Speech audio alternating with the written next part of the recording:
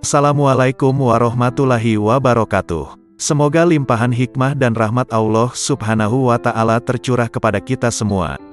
Amin ya robbal alamin. Kali ini akan dibacakan artikel yang dikutip dari website wiyonggoputih.blogspot.com atau blog sejarah akan terus jadi inspirasi. Artikel yang akan dibacakan ini berjudul Kisah Wali Mastur dan Ciri-ciri Wali Mastur, yang menguraikan tentang Wali Mastur dan beberapa kisah Wali Allah. Namun sebelum ke uraiannya, jika berkenan silahkan subscribe channel Rio Fulana, like, komen, dan share. Berikut uraiannya. Kisah Wali Mastur dan ciri-ciri Wali Mastur. Banyak wali-wali Allah yang dimasyhurkan setelah wafatnya, diantaranya adalah Mbah Priok. Sebelumnya, wali Allah itu tersembunyi, mastur, tetapi karena kehendak Allah jua akhirnya beliau itu tampak ke permukaan. Banyak tanda kewalian seseorang terbuka secara nyata setelah terlihat jasadnya utuh, tidak hancur ketika dipindahkan. Sebenarnya banyak wali-wali Allah yang disatarkan, tidak masyhur, khususnya di Pulau Jawa ini. Disebutkan dalam hadis, bahwa Umar bin Khattab berkata, Nabi bersabda, sesungguhnya di antara hamba-hamba Allah terdapat beberapa manusia yang bukan para nabi dan bukan orang-orang yang mati syahid. Para nabi dan orang-orang yang mati syahid merasa iri kepada mereka pada hari kiamat karena kedudukan mereka di sisi Allah Ta'ala. Para sahabat bertanya, wahai Rasulullah, apakah engkau akan menceritakan kepada kami siapakah mereka?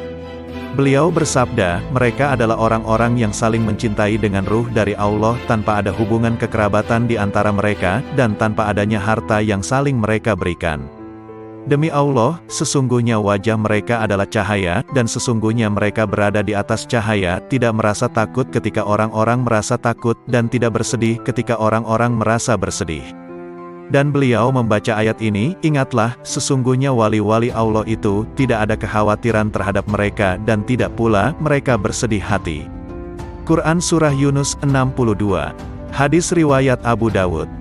Wahai sekalian manusia, dengar, pahami dan ketahuilah bahwa Allah Azza wa Jalla memiliki hamba-hamba, mereka bukan para nabi ataupun syuhada atau orang-orang yang mati syahid, akan tetapi para nabi dan syuhada merasa iri pada mereka karena tempat dan kedekatan mereka dengan Allah pada hari kiamat.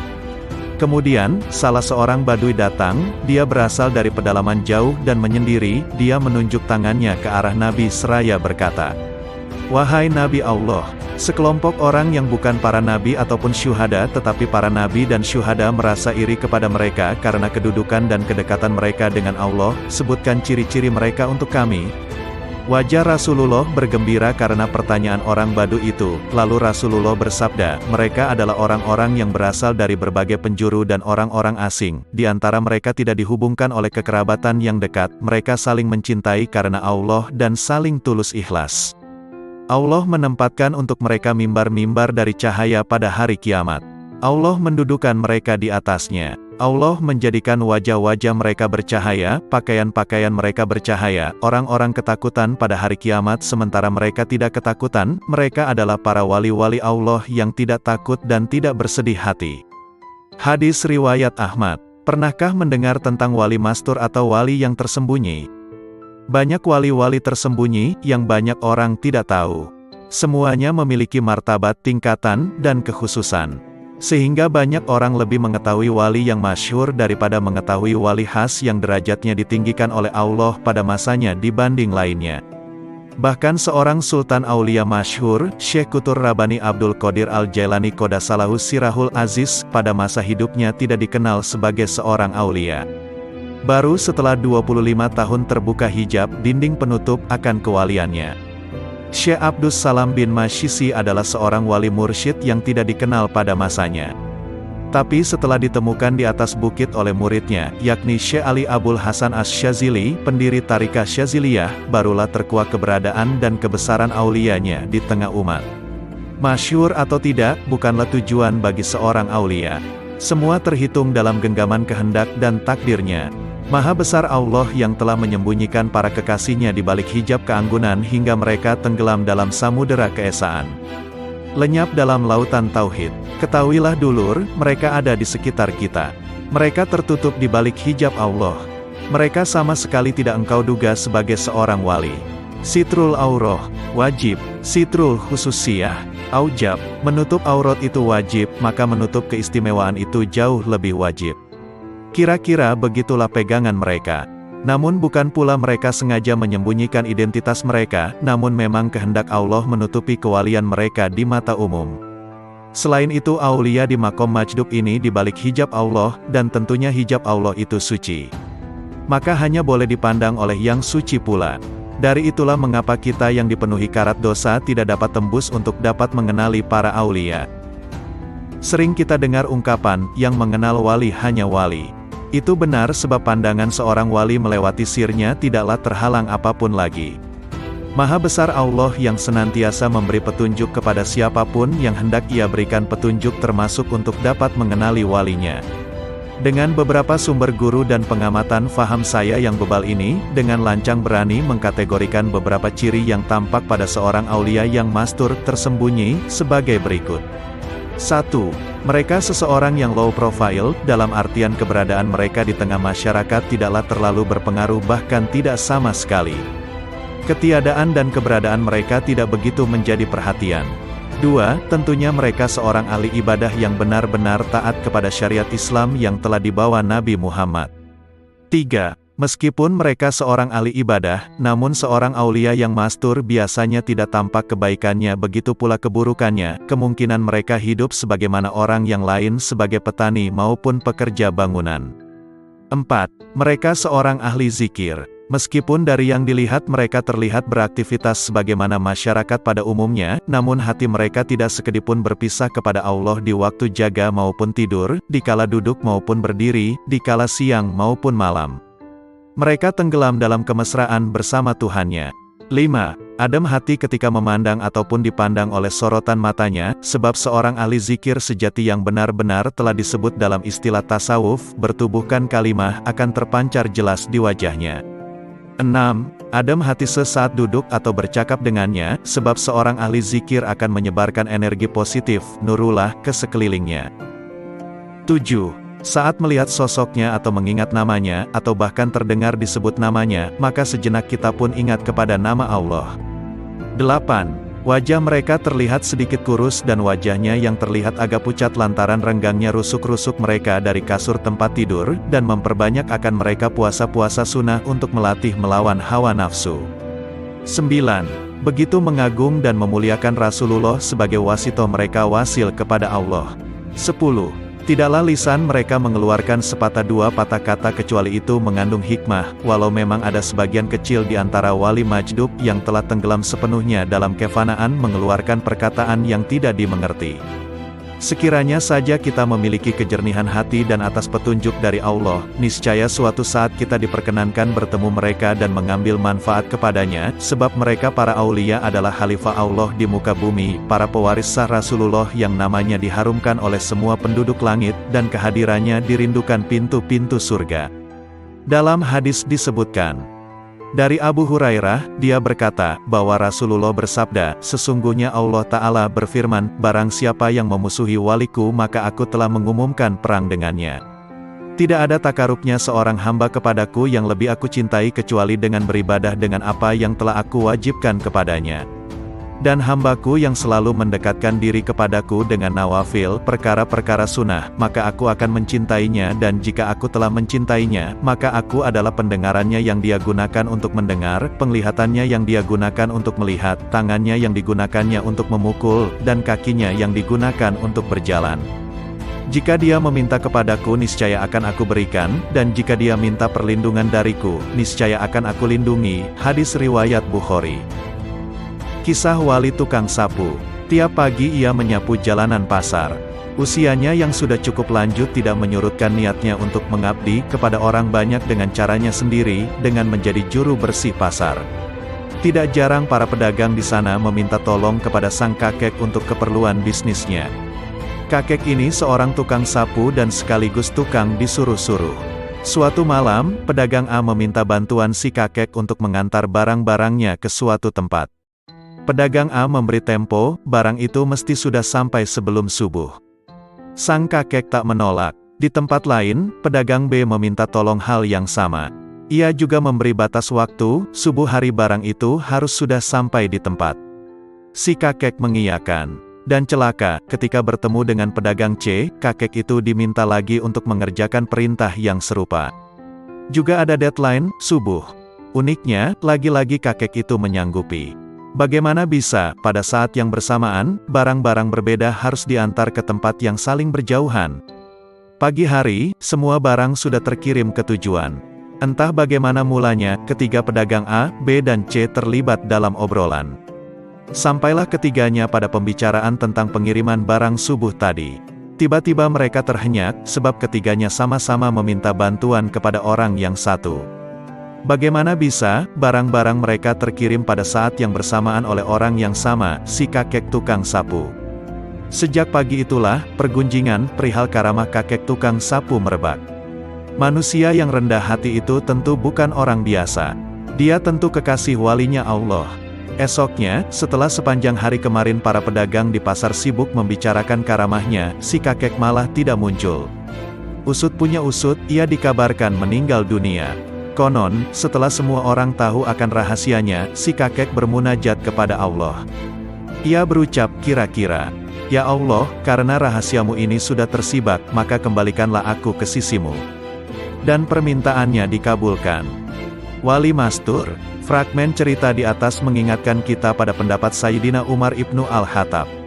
Menurut beliau, keberadaan para kekasih Allah, waliullah, akan senantiasa disamarkan mastur olehnya.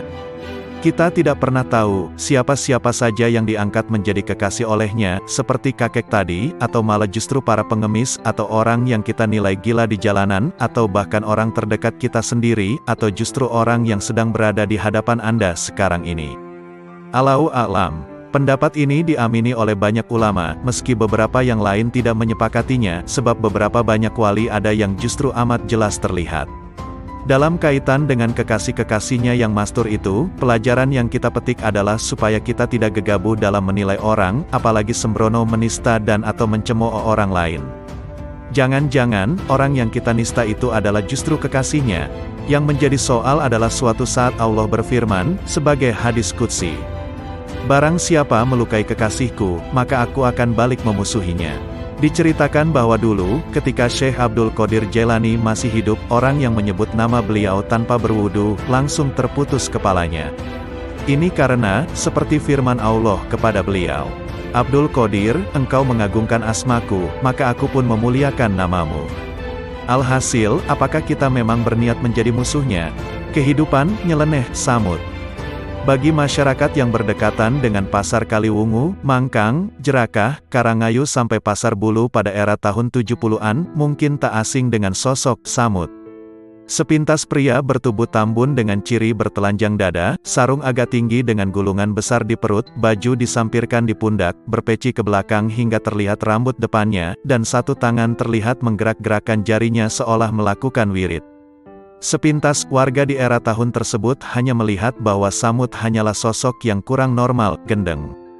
Bahkan ketika penulis menanyakan hal tersebut pada orang tua, teman, saat itu penulis masih kecil, dan handai taulan, banyak yang mengatakan kalau Samut, kabotan ngelmu, tidak kuat melakukan laku tirakat.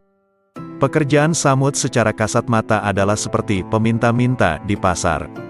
Ada yang memberi uang, jajan maupun makanan. Tidak hanya di pasar, di kendaraan umum pun Samut juga sering meminta. Namun ada hal aneh yang terlihat saat itu pada diri Samut, dia begitu ikhlas dan hidup sederhana. Yang tak kalah aneh saat itu, hampir semua bakul yang dimintai oleh Samut, mereka akan memberikan dengan ikhlas dan senang hati, bahkan ada perasaan untuk beramal dengan memberi sesuatu pada Samut agar rizki mereka ditambah oleh Allah lewat dagangan mereka yang laris. Penulis masih ingat ketika kernet angkutan menawarkan kepada Samut yang saat itu berdiri di depan warung makan orang tua penulis untuk ikut menuju Pasar Karangayu dengan setengah memaksa secara gratis. Hal itu penulis tanyakan pada teman, kenapa Samud menjadi rebutan Kernet untuk ikut angkutannya? Jawaban sang teman sangat sederhana. Kernet akan mendapat untung, karena para penumpang akan memberi recehan kepada Samud, dan uang pemberian tersebut seluruhnya akan diberikan pada Kernet, saling menguntungkan bukan? Ada ciri khas lagi yang ada pada Samud, yaitu kantong kecil dari kain gandum, isinya uang recehan yang banyak sekali layaknya zaman kerajaan. Siapakah Samud ini? Sudah ada 3 kelompok yang menanyakan langsung soal Samud pada penulis, kebetulan penulis sempat menangi hidup di zamannya. Di mata penulis yang saat itu masih kanak-kanak, Samud terlihat sepintas seperti orang gendeng yang hidup menggelandang dari pasar ke pasar, tapi bagi sebagian orang, khususnya yang menanyakan tentang Samud pada penulis, mereka mengabarkan bahwa Samud adalah seorang wali yang menyembunyikan kewaliannya. Terlepas dari semua pendapat di atas, penulis melihat bahwa kehidupan Samud adalah kehidupan yang ikhlas yang hidupnya dipenuhi dengan zikir di setiap aktivitas, dan rutinitas menggelandangnya. Satu hal lagi, keberadaan Samud sangat dinantikan oleh para bakul pasar dan para kernet. Makam Samud. Ada pendapat bahwa makam Samud berada di makam Bergota, tepatnya di belakang Rumah Sakit Karyadis Semarang, yaitu di makam orang-orang yang tidak mempunyai keluarga. Namun menurut orang tua penulis, Mbah Syamsuddin Modin Jerakah, yang kebetulan ikut ngurusi jasad Samud yang meninggal di Pasar Jerakah, bahwa jasad Samud oleh pihak pamong desa Kelurahan Jerakah diserahkan pada keluarganya yang ada di Kaliwungu, Kendal dan dimakamkan di makam desa setempat. Samud, wali yang tersembunyi. Terlepas siapa sebenarnya sosok Samud, apakah dia orang gendeng atau wali yang menyembunyikan kewaliannya, hanya Allah yang Maha Tahu. Sebagai manusia kita harus berhati-hati agar tidak mengkultuskan manusia secara berlebihan. Yang pasti keberadaan Samud saat itu, tidak pernah menyusahkan orang lain, bahkan lebih banyak diharapkan kedatangan dan keberadaannya khususnya di sekitar wilayah Kaliwungu, Mangkang, Jerakah, Karangayu bahkan sampai Pasar Bulu, itu semua masuk wilayah Kendal dan Semarang. Kisah Wali Katum. Nama, Wali Katum, sudah tidak asing lagi bagi warga asli kota Banjarmasin khususnya, dan masyarakat Kalimantan Selatan pada umumnya. Nama beliau sebenarnya adalah Muhammad Ramli bin Anang Katutut. Di masa kecil beliau bernama Artum Ali. Beliau hidup apa adanya tanpa berusaha, bekerja, hari-hari beliau habiskan hanya untuk mengabdi kepada Allah Subhanahu wa Ta'ala. Apabila ada makanan beliau makan, tapi kalau tidak ada beliau akan puasa. Meskipun demikian beliau tidak pernah mengeluh, minta-minta dan menyusahkan orang lain. Beliau selalu menutup diri dari orang lain dan suka menyendiri, sehingga tidak banyak aktivitas beliau yang terekspos. Karena itulah di masyarakat beliau lebih dikenal dengan sebutan, Wali Katum. Kata Katum diambil dari bahasa Arab yang berarti sembunyi. Diceritakan, beliau kalau pergi selalu membawa Al-Quran apabila berhenti beliau akan membacanya, hingga akhir hayat beliau. Al-Quran tersebut tidak lagi persegi 4, melainkan berbentuk lonjong karena sisi-sisinya sudah aus terkikis lantaran sering dibaca. Menurut penuturan Gusti Sulaiman bin Gusti Haji Hasan, Guru Tuha, kawan dekat dari Tuan Guru Abdus Samad Kampung Melayu Sungai Bilu, Banjarmasin, sewaktu selama 7 tahun menuntut ilmu di Mekah, bahwa Gusti Haji Hasan adalah kakak dari Gusti Anang Katutut yang adalah ayah dari Muhammad Ramli, Wali Katum. Dengan demikian maka, Gusti Sulaiman bin Gusti Haji Hasan adalah memiliki hubungan keluarga sebagai sepupu sekali dengan Wali Katum atau Gusti Muhammad Ramli bin Gusti Anang Katutut. Selanjutnya, menurut Gusti Sulaiman bin Gusti Haji Hasan, yang kini berusia 95 tahun di Banyur Dalam, Basiri Banjarmasin, ada beberapa keganjilan, hawarikul adat dari Wali Katum, begitu pula dengan bapaknya Gusti Anang Katutut. Diriwayatkan pernah suatu hari serombongan orang bermobil datang untuk mengundang dan menjemput Gusti Anang Katutut, ayah Wali Katum, namun beliau tidak mau naik mobil dan mempersilahkan tamu yang menjemputnya lebih dahulu pulang. Sedangkan beliau mengeluarkan sebuah sepeda butut yang tempat duduknya hanya dililitkan kain, supaya bisa duduk di atas sepeda butut tersebut.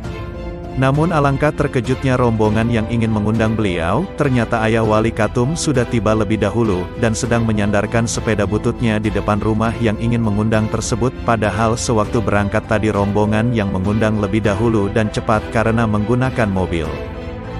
Selanjutnya diriwayatkan pula oleh Gusti Sulaiman bin Gusti Haji Hasan, bahwa tempo dahulu pada musim haji, seseorang jamaah haji dari hulu sungai melihat seorang pria di Mekah yang berjalan beriringan, namun sambil berinting-inting atau jalan berjingkat-jingkat tanpa terompah, maklum zaman dulu tidak ada sandal jepit.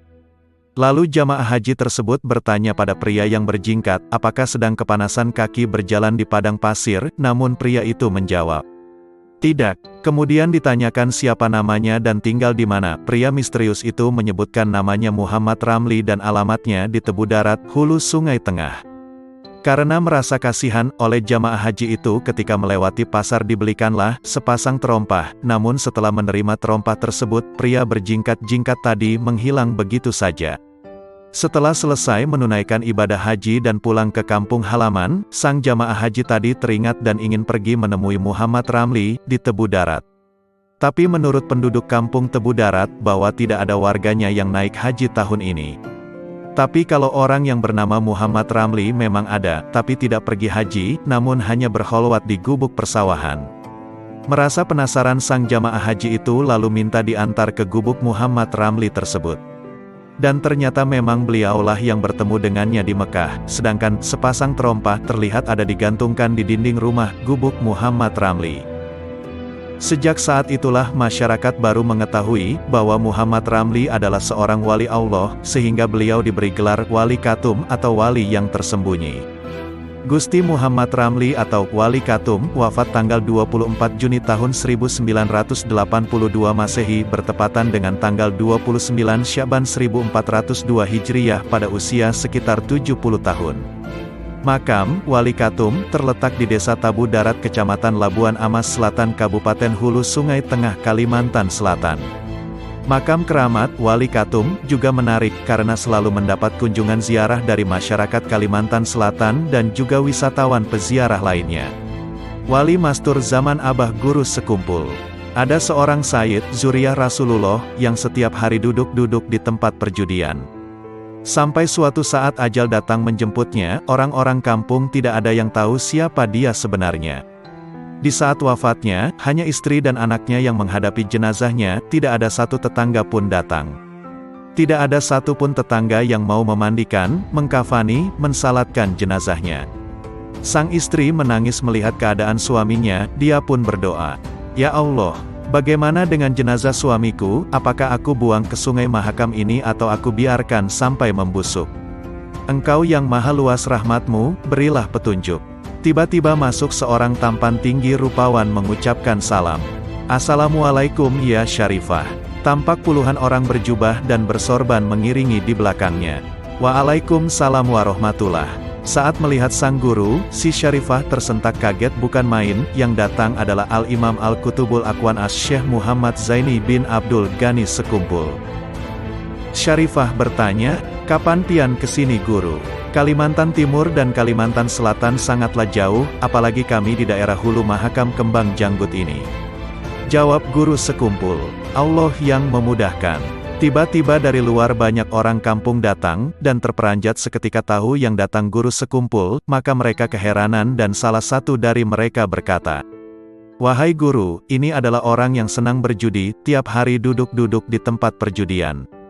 Guru Sekumpul tersenyum dan berkata, "Apakah kamu melihat beliau sendiri main judi, atau beliau cuma duduk-duduk saja di situ tanpa main judi?" Sang penduduk terdiam, kata Abah Guru Sekumpul kemudian, "Beliau ini yang tiap hari kalian lihat di tempat perjudian adalah seorang zuriat Rasulullah, beliau ini yang jadi penyandang bala di kampung sini. Beliau ini yang setiap malam pada saat kalian tidur, beliau bangun dan salat tahajud mendoakan kalian. Beliau juga yang rela setiap hari duduk di tempat perjudian berzikir dan memohon ampun untuk para penjudi agar mereka sadar, tapi kalian tidak tahu, kalian cuma melihat dengan pandangan zahir saja. Beliau tidak terkenal dalam pandangan masyarakat bumi tapi sangat terkenal di langit. Allahumma sholli ala Sayyidina Muhammad." Jangan mudah suudzon kepada orang lain, terlebih kepada zuriat Rasulullah. Walahul waliyut taufik ila sabilul huda.